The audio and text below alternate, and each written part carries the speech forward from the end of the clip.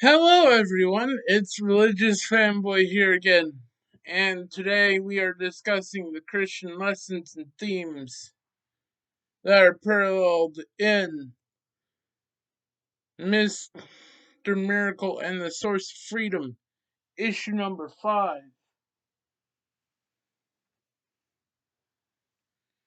Here's the cover. As always, highly recommend the artwork. I highly recommend this entire series. I think the hardback version of like the entire miniseries in like the graphic novel form, I think supposed to come out next month. Um, but I really enjoyed the lesson and theme, and as always, we're gonna start with the text. The text for this week is from the book of Matthew. It's in chapter 5, and it is verses 43 through 46. It says this, and this is out of the English Standard Version. You have heard it You have heard that it was said, you shall love your neighbor and hate your enemy. But I say to you, love your love your enemies and pray for those who persecute you, so that you may be sons of your Father who is in heaven. For he makes his sun rise on the evil and the good, and sends rain on the just and the unjust. For if you love those who love you, what is what reward do you have? Even the tax collectors do the same. Um, the book of Matthew is the first of the synoptic gospels. Um, and the synoptic gospels tell of the life and the teachings of Jesus. And kind of to give context for why it uses the term of tax collectors in such a demeaning way is tax collectors were viewed as like the lowest of the low because they had a reputation for overcharging people,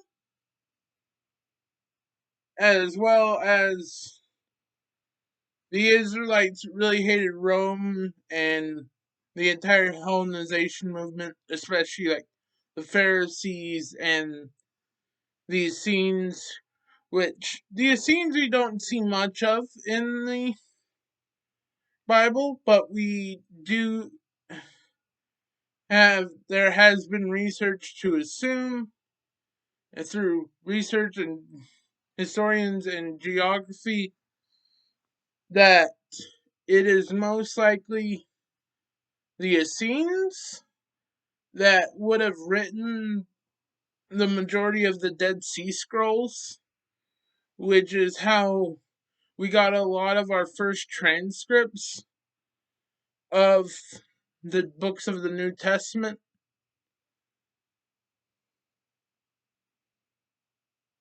Um, and the And with that being said on the context, I'm going to move on to the issue analysis. Um, this issue begins with Mr. Miracle, Shiloh, and Oberon traveling to New Genesis. This is met up with where they would meet up with Orion in the middle of him fighting these green creatures that are made up of like mother box energy that fight under the command of Navir Free. Um,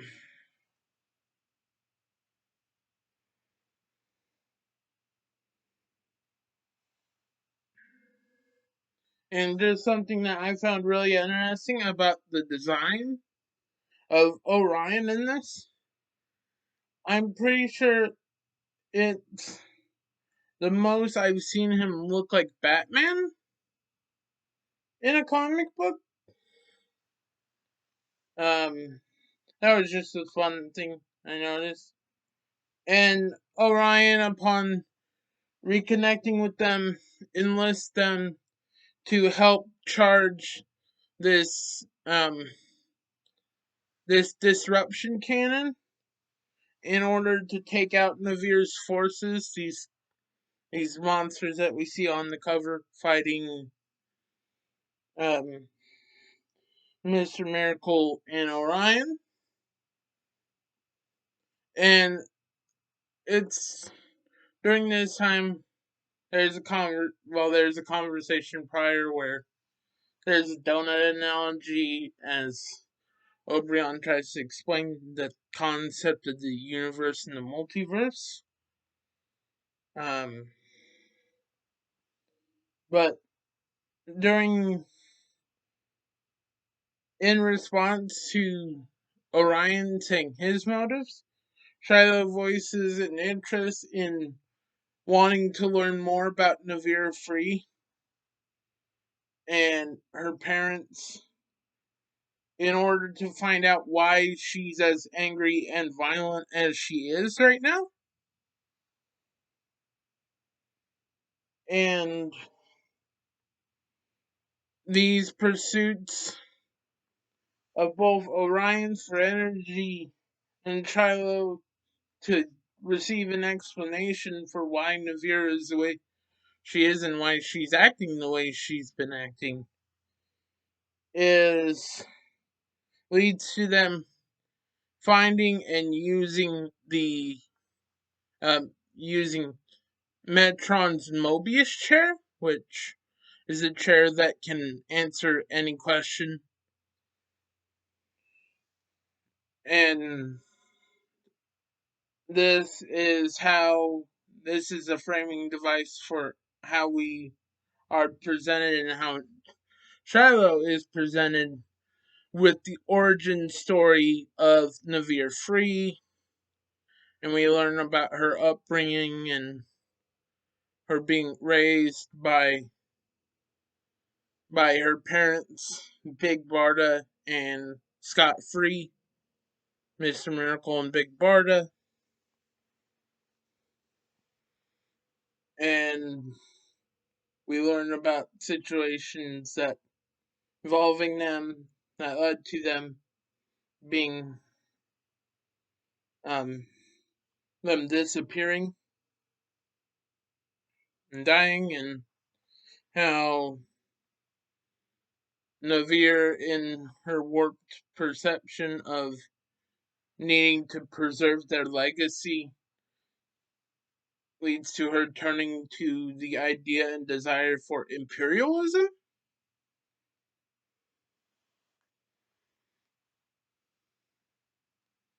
And with that being said, I'm going to move on to the talking points. Um, the main reason why I chose this verse from Matthew that I did was primarily the idea of like to contrast Orion and Shiloh's views of this situation, where Orion just has a mindset of we need to stop Navir at all costs. We need to eliminate this threat. And in contrast to Shiloh, who's like also believes that Navir needs to be stopped. Like he can't let her take over everything. But he also realizes the humanity of Navir and is like, there must be some greater issue that has made Navir this way. And he wants to know that, and that's and he learns that here, and we'll see how what he learns here will kind of fuel how he approaches Navir in the next issue, issue 6 of this 6-issue miniseries that we will be covering in Friday's video of next week. This week we still have the the short manga videos. We did this instead of Kino episode 5 because it is spring break over in Greenville, and I'm still wanting to stay caught up. And this video was intended to be out on Friday, but I accidentally re-recorded and re-uploaded the lesson video for issue number 4. But now I'm gonna get to our talking points. I apologize for getting off topic. My first talking point is that violence only ever creates more violence, but love and compassion covers a multitude of sins. And this, I'm gonna talk about some historical analogies. Um, this miniseries covers racism quite a bit in the story arcs and origins in regards to the character motivations of Shiloh and Thaddeus, the two main Mr. Miracles that we've followed in this miniseries and have gotten to know. And so when coming up with the lesson plan, I thought of, for like a historical example for this talking point, is Martin Luther King Jr., how his pursuit and desire to develop and inspire a relentless and perseverant nonviolent protest is one of the biggest contributors to the large successes experienced by the civil rights movement. And we also see the backside of this, of how violent resolutions aren't actual resolutions or problems. It might solve the temporary problem, but it also leads the way for greater for more and different conflicts. The My two historical examples of this are in the post-Reconstruction era, after the Civil War, where a lot of where a radical and violent response to the changes, a lot of them that were given during as a result of the civil rights movement, were initially given during um, the Reconstruction era, immediately following the Civil War ending. And this was also the time the where parts of our country developed things such as the KKK and the Jim Crow laws, that was a negative response due to racism in response to the progression that came from the Reconstruction era following the end of Civil War. And a more recent example of this is the start of World War II and how the end of World War One played a hand in that. And this is that Germany did not start World War One. They strongly contributed to the fighting and was the main backing for one of the sides, but due to the hurt feelings and the actions they did in World War One, when it came time to set up negotiation and like surrender, they got hit the hardest with punishments.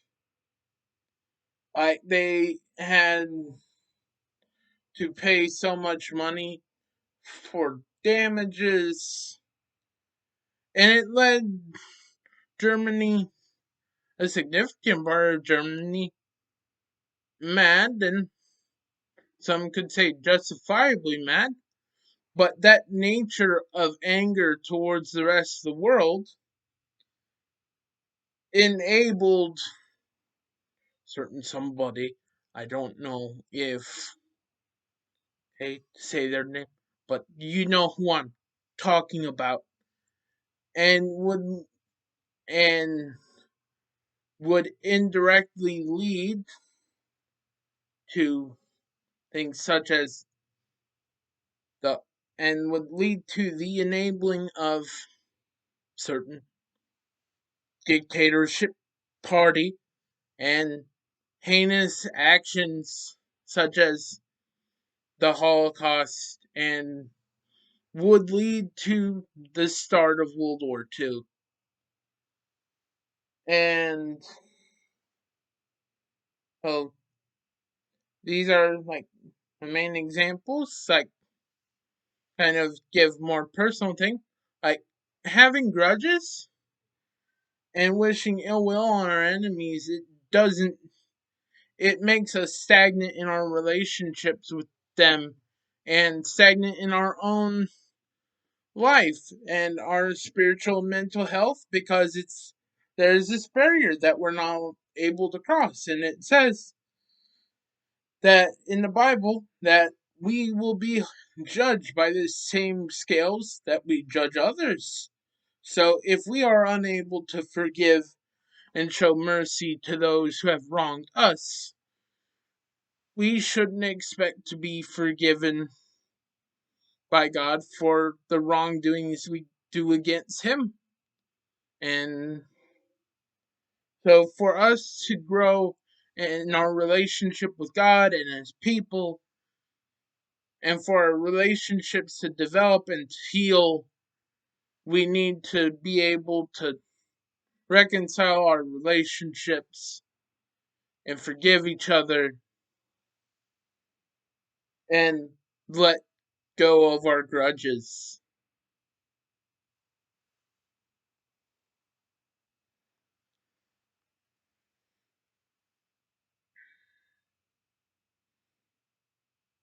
And my second talking point and final talking point is, for if you love those who love you, what reward do you have? Do not even the tax collectors do the same? I have, and this I've mostly talked about, and as it relates to this issue, it primarily comes from the similarities between Orion and Navier, and it's their biggest is they both do what they think is right, through violence and by throwing their metaphorical weight around and showing power. This is the definition of fascism, like using force to get your way. And we see how, like, this has made Orion strong, like, fighting in wars, like, it's, like, lots of heroes, like, there are fight scenes where, like, the heroes are fighting for good reasons.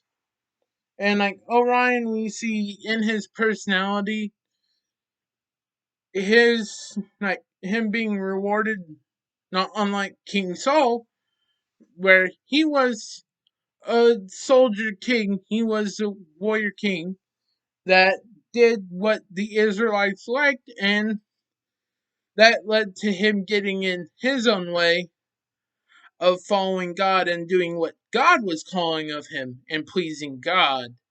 And he didn't feel the need to repent, unlike David, because he was like, yeah, but the the Israelites, they like me,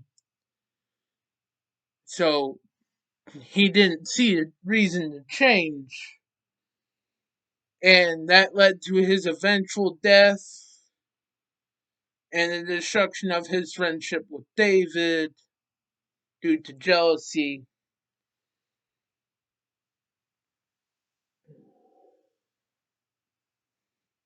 And we see how Shiloh has already come to the conclusion that he needs to, in order to resolve this conflict with Navir, he needs to be able to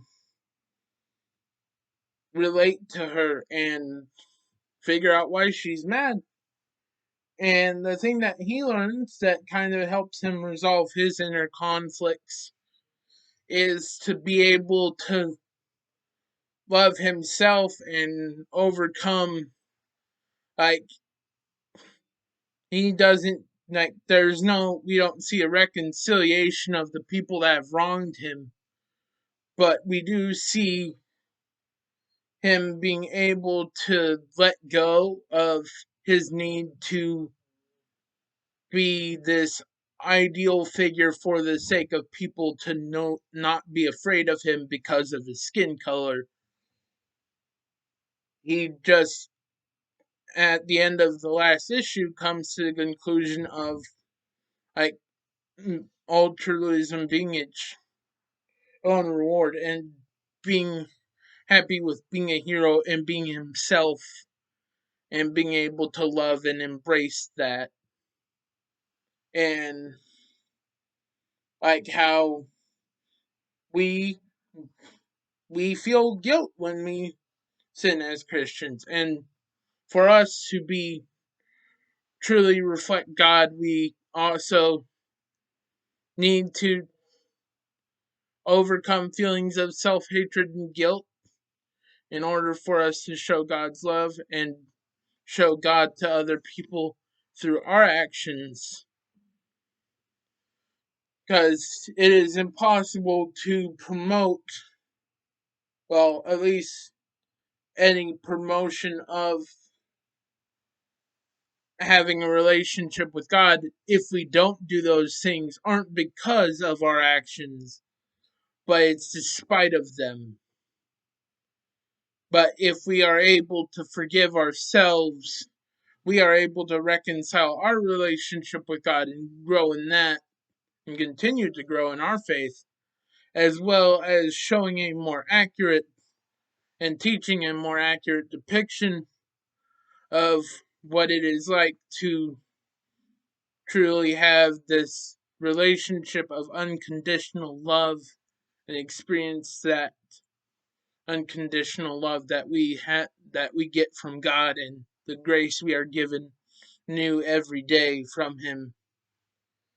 And